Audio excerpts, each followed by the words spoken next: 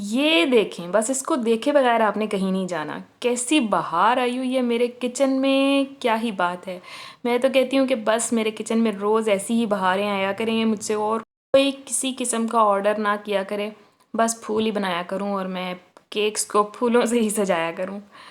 लेकिन नहीं, ऐसा नहीं होता। सभी किस्म के ऑर्डर्स आते हैं और ये वाला ऑर्डर आया था हमें आयरलैंड से। जी। ये मैंने एक दिन पहले केक्स, अपने सारे कपकेक्स बेक करके रख लिए थे। इसमें से हाफ़ जो थे वो रेड वेलवेट में थे और बाकी हाफ़ जो थे वो चॉकलेट फ्लेवर में थे। और उसके बाद मैंने एक दफ़ा अपने कपकेक्स को सारा ग्रीन कलर की क्रीम से कोट कर लिया था। इससे ये होता है कि एक तो आप जो उसके ऊपर फ्लावर्स बनाते हैं वो इजीली अटैच हो जाते हैं नीचे वाली क्रीम की वजह से। सेकेंडली, अगर नीचे से कोई फ्लावर्स में थोड़ा सा कोई फासला हो और नीचे से पीप आउट कर रहा हो तो बुरा नहीं लगता। नीचे ग्रीन कलर आता है, ग्रीनरी नज़र आती है, तो वो कपकेक झांकता हुआ नज़र नहीं आता, तो वो एक अच्छी लुक आती है। और बाकी मैं आपको दिखा रही हूँ कि कपकेक्स को मैंने कैसे पाइप किया है। इसमें मैंने रोज़ बनाए हैं। बहुत सारे लोगों को रोज़ पाइप करने में प्रॉब्लम हो रही होती है क्योंकि ये एक काफ़ी कॉमन डिज़ाइन है। अक्सर लोगों के पास ऐसे ऑर्डर्स हैं, तो ये मैं डायरेक्टली कपकेक के ऊपर अपना रोज़ पाइप कर रही हूँ स्ट्रेट। मैंने पेटल टिप ली है और टिप का नंबर है 124। बाकी जिन पर मैंने 3 रोजेज़ लगाए थे, स्मॉल रोज़ बड्स लगाए थे, उनको मैंने पहले अपने फ्लावर नेल पर पाइप किया था। और यहाँ पर मैं टिप नंबर 124 यूज़ नहीं कर रही, यहाँ पर मैं टिप नंबर अपनी 104 यूज़ कर रही हूँ। और इससे थोड़े, क्योंकि छोटे साइज़ में फ्लावर्स बनते हैं, रोजेज़ बनते हैं, तो ये जनाब मैंने बना लिए। ये मुझे एक्चुअली बनाने थे, 2 बुकेस बनाने थे और इसके अलावा एक बॉक्स था इनका 6 कपकेक्स का। और ये इट्स अ गर्ल थीम के केक थे, कपकेक्स थे और सब के सब एक ही लोकेशन पर जाने थे।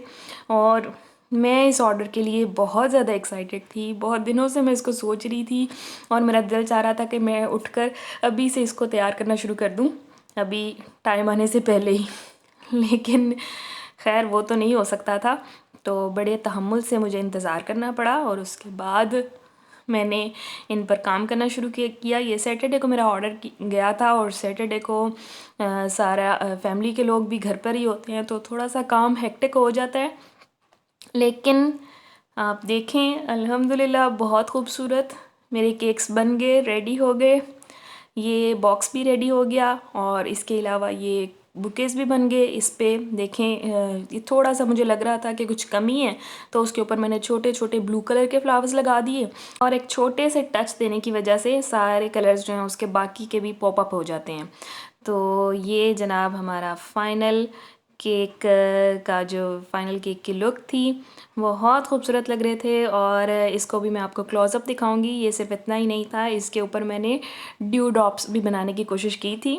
ड्यू ड्रॉप्स बनाए थे मैंने न्यूट्रल जेल से, वो इजीली मिल जाती है, बेक हाउस पे भी अवेलेबल है। तो उसको पाइपिंग बैग में डालकर ये छोटे छोटे मैंने बस उसमें कुछ भी नहीं मिलाया, न्यूट्रल जेल ली और उसके ड्रॉप्स लगा दिए। और ये देखें, वो इस तरह से इतनी प्यारी लग रही है जैसे उसके ऊपर पानी के कतरे जमे हुए हैं, शबनम ठहरी हुई है। और बहुत प्यारा लग रहा था। एटलीस्ट मुझे तो बहुत प्यारा लग रहा था, सब कलर्स भी बहुत अच्छे लग रहे थे। और आपको कैसा लग रहा था आपने भी मुझे ज़रूर बताना है कमेंट्स में।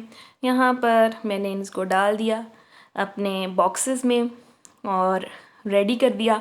लोकेशन पे भी अल्हम्दुलिल्लाह बिल्कुल ठीक पहुँच गए थे और इनका अच्छा सा रिव्यू भी आ गया था। इसके अलावा जनाब क्लासेस का बहुत सारे लोग पूछ रहे हैं मुझसे, मैसेजेस कर रहे हैं। क्लासेस मैं अभी नहीं दे रही, जब दूंगी तब अनाउंस कर दूंगी। अल्लाह हाफ़िज़।